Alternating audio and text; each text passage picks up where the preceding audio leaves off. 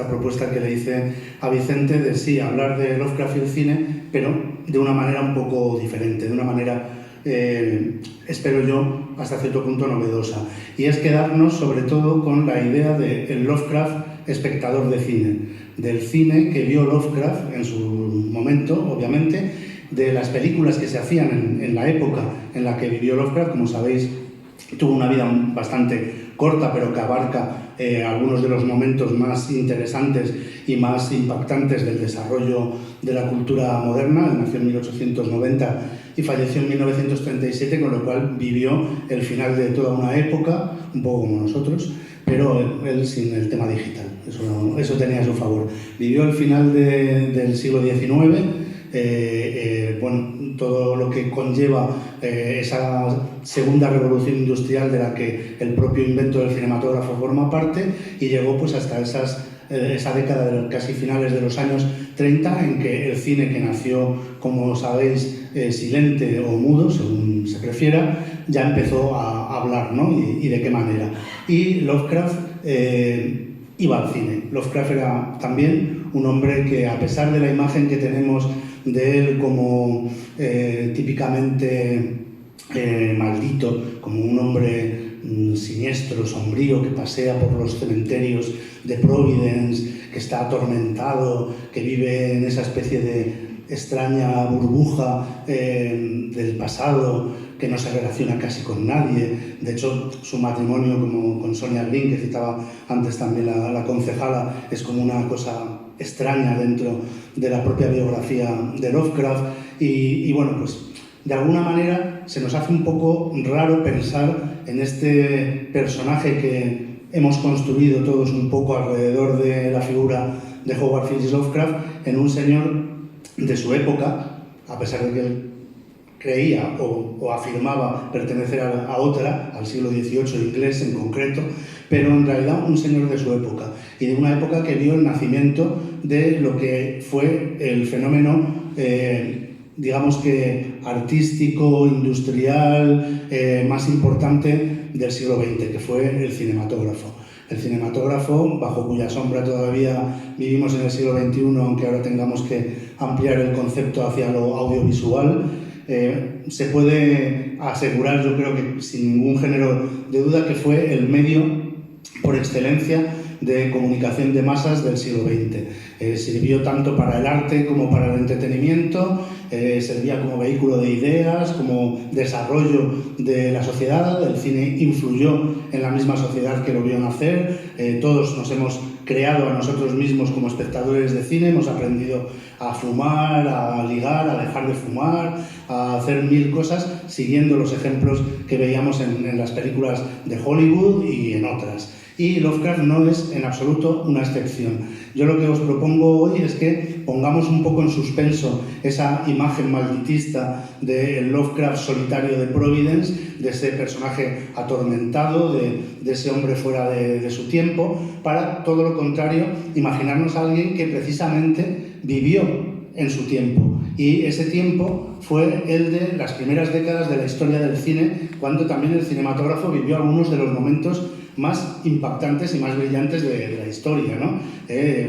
Es muy difícil ponernos ahora en el lugar del público, de las masas de finales del siglo XIX y principios del XX, cuando se encuentran, pues como en esa célebre anécdota de la proyección de los hermanos Lumière de la llegada del tren, ¿no? Y de repente ven que se les echa encima un tren proyectado en una pantalla muy parecida a la que tengo detrás de mí, y la gente sale corriendo, se levanta asustada. Nos parece risible, nos parece casi ridículo, y sin embargo no es tan difícil de entender si pensamos pues la relación, por ejemplo, que nos estamos viendo obligados a tener ahora mismo con las inteligencias artificiales, con el mundo digital, con la realidad virtual, con Internet y con todo esto, en el que algunos, y me incluyo yo sobre todo, nos movemos más bien como pez fuera del agua, ¿no? Y el caso es que, como digo, Lovecraft fue un espectador de cine, no un gran cinéfilo, no un espectador absolutamente entregado, no era un personaje que estuviera como, bueno, otros personajes de su tiempo, por ejemplo, el poeta Buckle Lindsay, que sí que, por ejemplo, fue amigo de Clark Aston Smith, uno de los seguidores o colegas de Lovecraft en la ficción fantástica de la época, en la revista Weird Tales. Pues Buckle Lindsay sí escribió un libro muy pronto, en 1911, creo recordar, o incluso antes, hablando del tremendo poder poético, la tremenda potencia creativa, casi visionaria que tenía el arte cinematográfico desde su punto de vista como poeta, ¿no? Y bueno, pues se entregó a estas disquisiciones y a estas especulaciones. Lovecraft no. Lovecraft era, en ese sentido, una persona mucho más normalita y mucho más sencilla de lo que creemos. Era un espectador de cine al que le gustaba ver películas y, ojo, no necesariamente películas de terror, no necesariamente películas fantásticas, sino las películas que le apetecía ver. Y como espectador le apetecía sobre todo ver películas de época, dramas que se desarrollaban sobre todo en la época a la que a él le hubiera encantado pertenecer, es decir, el siglo XVIII y XIX británicos. Entonces sorprenderá mucho que de la lista de películas favoritas de Lovecraft que conocemos gracias a sus cartas, que de vez en cuando pues, ha habido varios historiadores Lovecraftianos, que esto ya es toda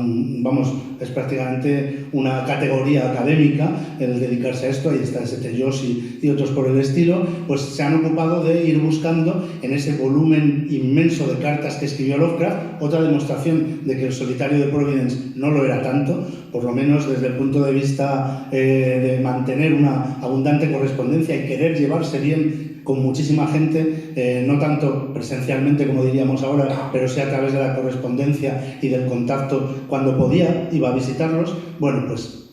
han hecho una especie de escrutinio abrumador de todas estas páginas y han ido extrayendo los comentarios que Lovecraft iba dejando caer en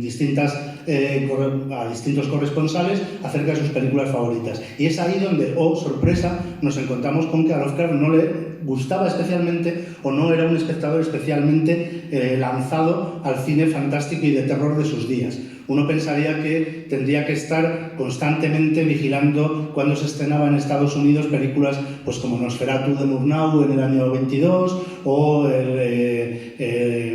El gabinete del Dr. Caligari o Metrópolis, todo este tipo de películas que de hecho se estrenaron obviamente en todo el mundo y convirtieron a la Alemania de esa época en una gran potencia cinematográfica dentro específicamente del cine fantástico y de terror, ¿no? Pero en cambio a Lovecraft, al parecer, lo que más le gustaba, como os decía, pues eran muchas veces estos dramas de época y películas espectaculares, películas que le gustaban a todo el mundo o que podían gustarle a mucha gente. De hecho, una de sus películas favoritas es ni más ni menos que Sin novedad en el frente, la primera versión de 1930, maravillosa versión dirigida por Lewis Milestone de la novela de Eric Maria Remarque, la famosa novela antibelicista que criticaba muy duramente y exponía muy duramente las realidades de la Primera Guerra Mundial, de la Guerra de las Trincheras. Es decir, también aquí hay que replantearse esa imagen que tenemos,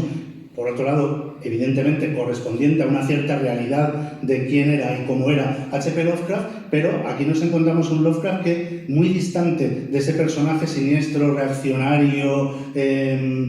casi parafascista, supremacista blanco, racista, etcétera, que, insisto, lo era, al menos en parte, como todos somos muchas cosas a la vez, pues resulta que una de sus películas favoritas es una película claramente antibelicista,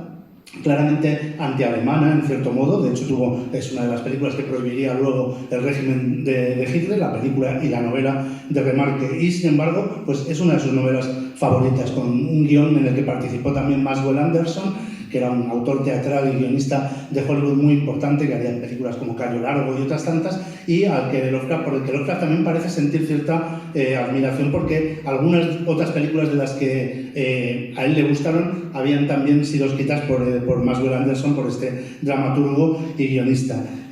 Aparte de este Sin novedad en el frente, pues otra de sus grandes favoritas es una película que en España se estrenó en el año 1934 como Las vírgenes de Wimpole Street. El título original es Los Barretts de Wimpole Street. Y es una película biográfica sobre el poeta escocés Robert Browning, sobre su relación con la familia Barrett, con su mujer Elizabeth Barrett Browning, etc. Un gran drama de época dirigido por Sidney Franklin y con actrices y actores que eran grandes estrellas del momento, como Norma Shearer o Frederick March. Es decir, a Lovecraft, a ese hombre torvo y siniestro que está rodeado siempre de grimorios y que anda pergeñando el Necronomicon y hablando de horrores cósmicos y demás, pues le gustaban las películas donde salían grandes estrellas, donde salían mujeres hermosas, actores con mucho relumbrón y películas que eran producciones históricas con un gran despliegue de medios. Y luego también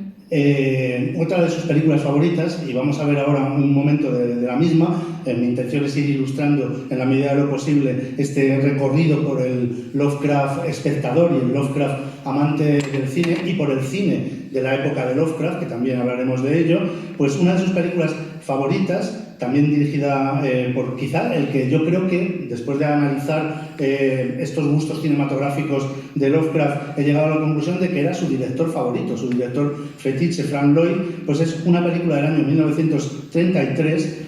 con guión basado en su propia obra teatral del dramaturgo británico Noel Coward. Noel Coward, dramaturgo, homosexual,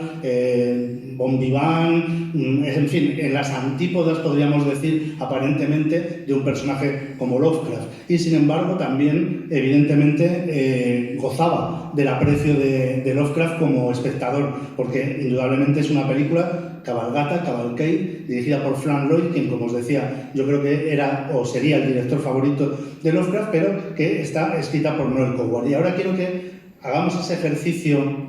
de revisionismo histórico Lovecraftiano y nos imaginemos al tortuoso poeta de Providence, al hombre siniestro adorador de Cthulhu, pues nos lo imaginemos viendo esto.